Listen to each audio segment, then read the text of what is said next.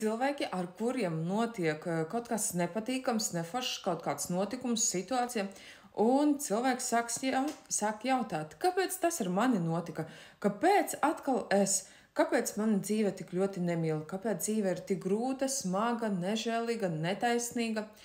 Tādā veidā izpaužas upura pozīcija cilvēkā. Bet kā vajag domāt tad, kad tu esi no citas puses, no radītāja puses?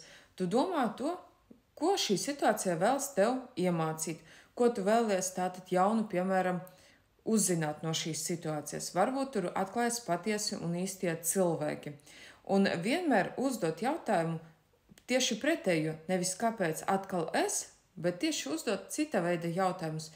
Ko tā situācija grib tev pateikt, ko viņa grib tev iemācīt, ko viņa grib tev parādīt.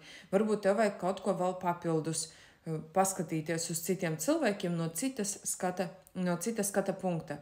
Tāpēc vienmēr ir svarīgi skatīties, uz kurieni tu vērš šo fokusu, vai vienmēr, tā teikt, uzdot sev jautājumus, neveiksminieka jautājumus, vai tu vienmēr uzdot uzvarētāju jautājumus. Un šeit, protams, vienmēr ir tava brīva izvēle, kur tu vēlies atrasties, un no tava domāšanas veida ir atkarīgs, kāda būs tava šodiena, kāda būs tava rītdiena un vispār kopumā tava nākotne. Un ja tu vēlies uzzināt vairāk praktiku, vairāk informācijas, tad es tevi aicinu uz kursu Laimīgas attiecības pateicoties domu spēka praktikām. Tur es stāstu jau padziļinātāk, intensīvāk visu, kā veidojas tava realitāte, kā veidojas tavas attiecības pašai ar sevi un ar citiem cilvēkiem. Jo to, ko tu redzi, kā attiec citi cilvēki pret tevīm, tas ir tavas apziņas atspoguļojums. Bet to jau vairāk un detalizētāk stāstu kursā. Tiekamies!